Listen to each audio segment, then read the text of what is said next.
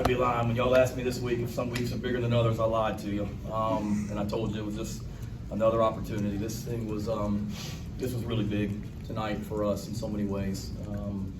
First of all, hope we obviously we're missing a lot of guys tonight from an injury standpoint, so want them to get healthy. Certainly hope that Will and the rest of their guys that missed tonight as well get healthy also.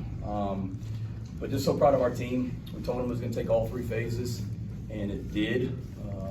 Special teams, defense, offense, and I'm sure y'all heard that locker room in there. That's a joyous locker room, and just so happy for our players and our fans.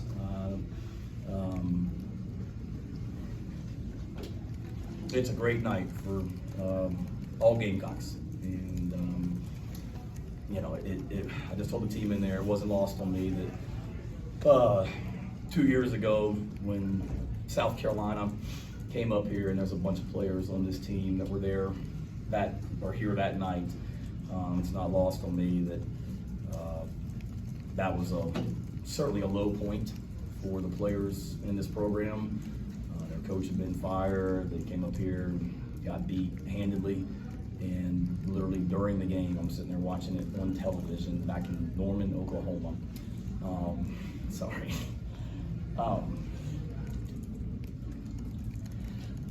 Watching it on TV in Norman, Oklahoma, and during the game is when Coach Tanner and Chance reached out. I'll never forget Coach Tanner calling me and saying, "You ready to do this?" And I told him, "I've been waiting my whole life for you to say that." And the players came in that night and walked back in this same locker room and picked up their phones and saw the news, and probably Jaheim I knew in high school because I recruited him. DK I knew because I recruited him. Everybody else probably said, "Who in the heck is Shane Beamer?" And he's our new head coach. And for those guys to go from that point where they were less than 2 years ago to this night up here is pretty special. And we were shorthanded as well. I know they had injuries, so did we. Playing without two of our top three safeties tonight as well. But our guys just battled, and Kentucky's a heck of a program, a heck of a team. And to come up here on the road and find a way to win the football game. And we told them at halftime. It was close at halftime, and told them, this is no disrespect to Kentucky. I told them I didn't think this thing needed to be close in the second half. And if we just play a little bit better on offense and keep it up on defense and special teams, we can take this thing over. We've been in locker rooms before at halftime where it didn't look great. We're a team that just prides ourselves on continuing to get better as the game goes, and that's certainly what we did tonight. It's a hell of a win, but we can still play a whole lot better as well. So I'm sorry, that's like a super long opening statement, but pretty special night. So any questions you guys have, fire away. Shane, is this the kind of win that really sets a culture for a program? You see my kids in the back, t-shirts and sunglasses. Thank Connor Shaw for that t-shirt. He dropped that off yesterday as well. So thank you, Connor. Appreciate you, brother. No, I think so. To beat a team like this, Justin King was telling me, I think this is the first time we've won 3 straight games in like 5 years or something. Last time I know we haven't won a road game since I've been the head coach. Beating a ranked team on the road, however long ago that was. I know it's been a long time on a lot of these things, but I think so. We continue to get better, and it's not always pretty out there, but certainly I know y'all heard it, but see the joy in that locker room, and we're not shocked. Like we had guys like this was as confident a football team coming in here that we've had in any game that I've coached here at Carolina. We had the best week of practice by far. Our guys expected to win the football game. The first thing I said on Tuesday morning when I walked in that team meeting room is, if you don't expect to win the game and know you're going to win the game, get out right now. Because we didn't need to come in here hoping we were going to play well and all that stuff. We needed to know we were going to win the football game, and it was going to take a heck of an effort to do it. And we did that. But we Tuesday we tracked GPS numbers and all that stuff from practice, and what we did in practice on Tuesday, the GPS numbers were literally like through the roof. It was the hardest our players had worked in a practice all year. You know, they screwed up because they now showed me that they've been holding back a little bit, I guess. So I know what they can do, but we've just been very talked about our maturity, showing up on this trip and all week, and I feel like it did. Shane, you How kind about of the difference in Rattler second half versus first half? He just seemed really. Yeah, he was a little off. confident. You know, yeah, I mean, we didn't play a ton of plays, and you know, we felt like we played okay in the first half. Phil, we just kind of got plus territory a couple times and went backwards, and you know, we threw the interception late in the half to Stogner. We just wanted to give him an opportunity to go up and get it, and underthrew it a little bit. But you know, I told Spencer at halftime that he's you know, he's been in environments like this, and I told everybody on offense, we all just need to play better around him. He's going to make some plays in the second half to go win it. And I told Cole Kubalik in that post-game interview as well, it's not lost on me either that Oklahoma played Texas today out in Dallas. And that was the game last year that Spencer got benched in and lost his starting quarterback job. And I told him on Tuesday, this is going to be one heck of a story when you go up to Lexington on Saturday night and get this win for us. So on the same day that Oklahoma plays Texas 1 year later, that ultimately led Spencer here because he lost his job at Oklahoma, he leads us to a win like this in Lexington, Kentucky tonight. It's pretty freaking special for that kid too. Rick? Shane, we can see, we can hear how emotional this win is for you. Can you take us through the range of emotions? I mean, you go up 7-0, 13 seconds in, and it seems like you're getting some breaks. They missed the field goal, you blocked the punt, and it's 7-7 at the half. What was that like for you, and also just on the sideline? Yeah, you know, we talked about we needed to show our poise and confidence throughout, Rick, and that they're gonna make some plays. Winning in the SEC is hard, and that's a good football team. There's no question about it. And had the returning leading rusher in the SEC, and I know they're missing their quarterback, but we won 7 games last year with 4 different starting quarterbacks. So I feel Coach Stoops' pain, you know, and they're good enough around him because of their culture to play really well. And they did that tonight in so many ways, and we needed to go take it from them. And certainly didn't feel like we played great in the first half. After blocking the punt, not getting any points out of that was not good. Because I think that's when we had the sack right after the block punt, and Spencer fumbled. But I mean, we came in here at halftime, and that's why I told the team that I didn't feel like it needed to be necessarily super close in the second half. And again, that's no disrespect to Kentucky. I just felt like we hadn't played our best on offense. And I felt like our defense certainly was controlling the game. I think Rodriguez had close to 100 yards at halftime, if I'm not mistaken. But the defense came out there in the second half and did a great job. And we just kind of kept getting better. And look, y'all have covered us all year. It's not always pretty. And it's ugly at times. And there was times in the first half that it was ugly, but it wasn't like we were just getting our butts kicked. I felt like offensively we just weren't finishing drives. But there was confidence at halftime. And, you know, we pride ourselves on being a second half team. And we needed to show that tonight. And I feel like we did. I guess, Shane, that seemed like the dagger was that Jalen Brooks reverse touchdown there to put you guys up. Whose call was that? How often do y'all rep that? And how nice is it to see you guys execute something like that? Yeah, pretty good. It was a heck of a call by Sad on that one. He and Clayton and Pete, I mean, the 3 of those guys, they did an awesome job getting their units ready this week. But it's something we had in, and we had it called.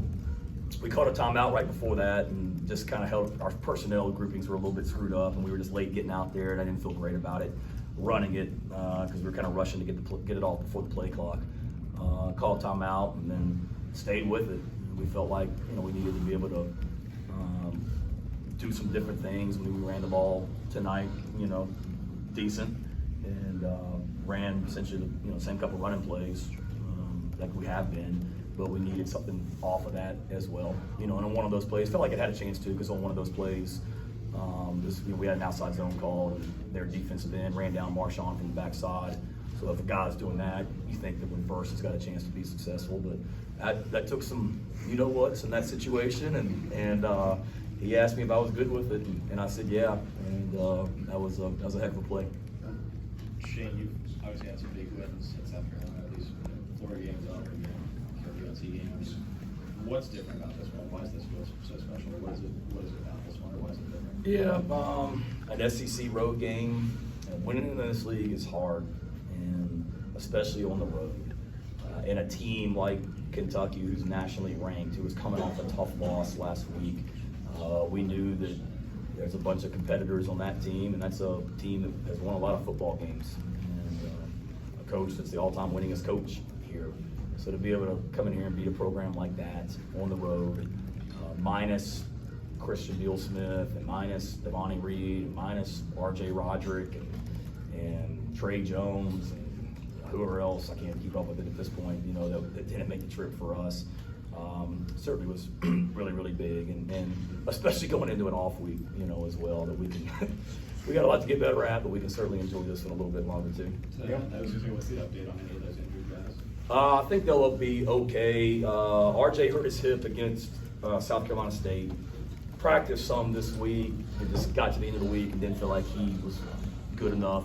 Devontae kind of has a little bit of an arm injury that he hurt against South Carolina State. He practiced this week, but it just kind of, we didn't feel comfortable putting him out there tonight with the specific injury. CBS, he got hurt in practice actually after I talked to you guys on Tuesday. Just kind of aggravated his foot a little bit. Hopefully he's not long term. Same thing with Trey Jones, he should be back. So I think, you know, for the most part, those guys should get back next week. Rucker and Huntley. Oh, I'm sorry, I forgot about Rucker and Huntley. Jeez, I knew I was forgetting somebody. Sorry, Boogie. I think Boogie's birthday is tomorrow too, so happy birthday, Boogie. Same thing, promise, they practiced this week. I wasn't trying to hide anything from you. Rucker practiced, Boogie practiced.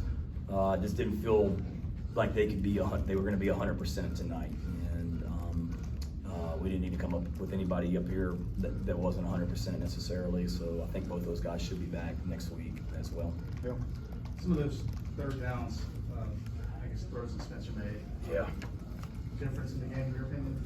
Yeah, what were we, 6 of 14 on third down, and the one to Brooks was huge. I think it was Brooks in the third quarter. Going towards your sideline? Yeah, that was huge. Same play that we got ripped on against Georgia for calling on that fourth down play.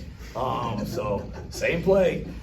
We threw it on time, and he ran forever, which we were hoping he was going to do when we called it against Georgia on that fourth down play. But no, that was huge. I thought Spencer really. Phil asked a question. I mean, I thought he did a great job in the second half of just kind of improvising when things weren't there and hanging in the pocket a little bit more. But that was really a huge play, and a couple times when he was able, they had it covered, and he was just able to dump it down to the back as well. You know, coming into the game for us, we knew we needed to be better on third down, and when defensively we needed to get off the field on third down, and defensively we did a really good job of that tonight also. So sorry. There you go. What was the message, one at halftime, specifically to Spencer and to kind of the group as a whole, and then, you know, what was the atmosphere in that locker room afterwards for you guys? Yeah, message to Spencer was just, you know, settle down. We've been in environments like this before. You've won a lot of road games as a starting quarterback at Oklahoma. Just, you know, go be you. And I told the players, told them all week, and I told them at halftime, like, our leaders need to lead in the second half. Our best players, we need you to make plays in the second half, and those guys did. And what was the second part? I'm sorry. And you know, oh, after was the it game, like afterwards? it was awesome. Getting in there? I was waiting for you know, they were already had the music rolling and dancing when I walked in, and certainly after we talked to them, it got even better as well. But no, it's what it's all about. We got a great group of kids. We really do. It's special young men, and they work really, really hard. And to see them be able to be rewarded for how hard they work and to come and win a game like this on the road in the SEC, I'm so happy for them. I really am. I mean, they do everything that we ask. They work their butts off, and just really, really proud of them, and really, really happy for them. You picked us to win, didn't you? Yeah. I think you did. I think you did. I saw those predictions today, so appreciate it. I know a lot of y'all did. All right, I'm not. Yeah, come on now. Yeah. I'm just glad you're here. I think the last road game you were at a wedding, Ben. So I'm glad. Yeah, I heard we're talking a lot about the offense. The defense kind of shut the game down. I think 6 sacks tonight. Yeah. What did you see from your defensive line tonight, especially kind of off the edge? Yeah, they did a great job. We challenged them. You know, I think going into this game, Kentucky was last in the SEC in how many sacks they had given up. So I called them out in the team meeting on Tuesday, honestly, and said, you know, here's where Kentucky is from a protection standpoint. They've had some struggles this year, and I think we were coming into this game maybe last in the SEC in sacks. Not last, we were close to the bottom. But I told them, I said, I keep telling people how the defensive line is the strength of our defense, and it's time to show it. You're gonna have a great opportunity on Saturday night. They continue to get better too. I mean, Gilbert Edmond continues to get better. Pickens is a warrior. Tonka was unbelievable tonight. Birch was awesome tonight. It was great to see all those guys. You know, MJ, TJ Sanders played a lot of, or not, we didn't play a lot of guys. I mean, we had a lot of guys that were out there for pretty much every play tonight, and they did a great job. All right, we're gonna let Coach go, get some players in here. Okay. You have one? I saw somebody saying. Thanks for reading.